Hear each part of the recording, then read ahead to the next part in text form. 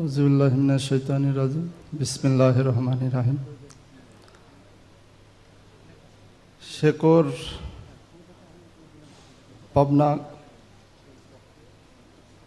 Foundation কর্তৃক আয়োজিত ঢাকাস্থ পাবনাবাসীর মিলন মেলা সাংস্কৃতিক অনুষ্ঠানের মাননীয় প্রধান অতিথি, প্রধান বক্তা, বিশেষ অতিথি এবং আমার সামনে উপবিষ্ট বিশিষ্টজন, আসসালামু আলাইকুম।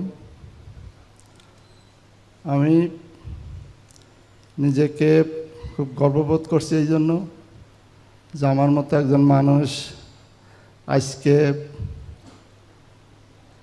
একজন শহীদ জাহিদের পিতা হিসাবে আমাকে আল্লাহ রব্বুল আলমিন এখানে দাঁড়িয়ে কিছু কথা বলার সুযোগ করে দিয়েছেন। সে রব্বুল আলমিনের দরবারে হাজারো শুকরিয়া। প্রিয় উপস্থিতি, জুলাই আগস্ট বৈষম্যবিরোধী ছাত্র আন্দোলনের একজন সৈনিক হিসাবে আমার ছেলে প্রত্যেকটি আন্দোলনের সাথে জড়িত ছিল।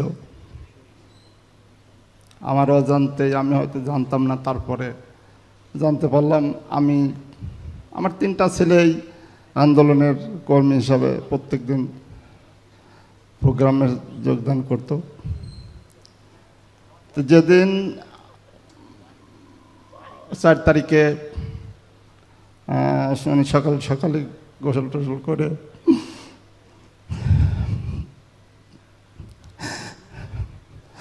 বাড়ি থেকে বের হয়েছে,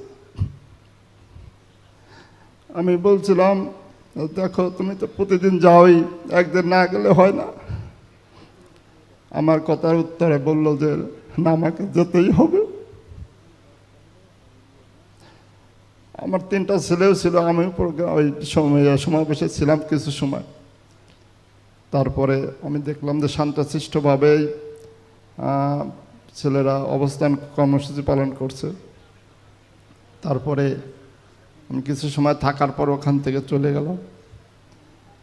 এর পরক্ষণেই সংবাদ পেলাম যে স্বৈরাচার সরকারের ক্যাডার বাহিনী ভাড়াড়া ইউনিয়নের সাবেক চেয়ারম্যান আবু সাইদ খান, তিনি গুলি করে আমার ছেলেকে হত্যা করেছে। আমার বড় ছেলে ওখান থেকে ফোন দিয়েছে আমাকে, আব্বু আমি জাহিদকে বাঁচাতে পারলাম। আমি ওকে বলেছিলাম, দেখো আল্লাহর ফয়সালা, আল্লাহ কবুল করেছে, তুমি কেঁদো না। তা আমার দুঃখ নাই, আমার ছেলেকে আল্লাহ হয়তো কবুল করেছে, না হলে যেখানে হাজার হাজার ছেলে ছিল তারা তো কেউই শাহাদত বরণ করলো না। আল্লাহ 2জনকে বেছে নিয়েছে, আমার ছেলে জাহিদুল ইসলাম এবং মাহবুব হোসেন নিলয়। আমি আল্লাহ রাব্বুল আলামিনের কাছে দোয়া কামনা করছি, আল্লাহ এদেরকে জান্নাতবাসী করো।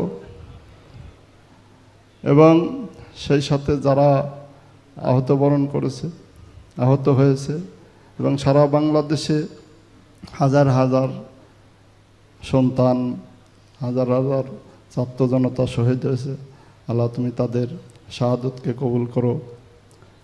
এবং যারা পঙ্গুত্ব বরণ করেছে তাদেরকে আল্লাহ সুস্থতা দান করুক।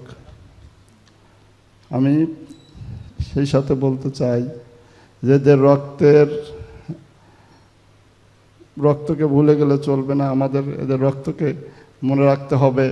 এবং এরা যে পথে রক্ত দিয়েছে, এটা যেন আমরা যদি মনের স্মরণ করতে পারি, তাহলে ভবিষ্যৎ বাংলাদেশ একটি সুন্দর দেশ হতে পারবে। আমি সবার কাছে আহ্বান রেখে তাদের জন্য দোয়া কামনা করে আমার বক্তব্য এখানেই শেষ করছি। আল্লাহ হাফিজ।